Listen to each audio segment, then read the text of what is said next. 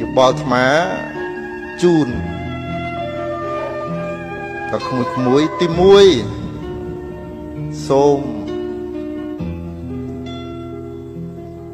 រស់ឲ្យឃើញថាអ្វីជាគោលបំណងនៅក្នុងជីវិតហើយកុំព្យាយាមធ្វើចេះគ្រប់រឿងវាអត់ទេតើអ្នកណាមួយចេះគ្រប់រឿងមានន័យថាអ្នកណាហ្នឹងអត់ចេះទាំងអស់រឿងស្អីក៏អត់ចេះអញ្ចឹងមានតែមួយយើងរៀនតែមួយហើយសម្រួចតែមួយទី2រៀនប្រឈមមុខនឹងទទួលយកនៅរឿងរ៉ាវដ៏ច្រើនក្នុងជីវិតហើយកុំបួងសួងឲ្យឆាកជីវិតនេះណាវាស្រួលវាងាយ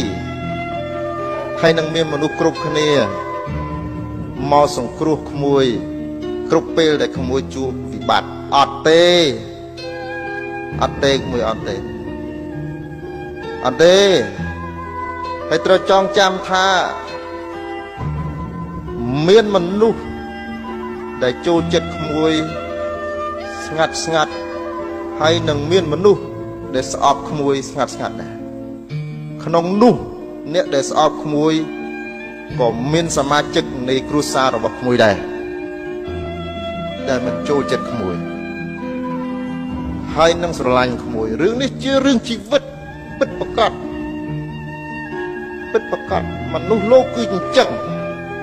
ស្អប់ស្រឡាញ់ឈ្នាននេះកន្ទក់កន្ទិញព្យាបាទសង្គ្រោះស្រឡាញ់សពយ៉ាងហើយក្មួយកំបួងសួងថាខ្ញុំបួងសួងយ៉ាងម៉េចឲ្យឆាកជីវិតរបស់ខ្ញុំកុំជួបរឿងអីទាំងអស់អត់បានទេ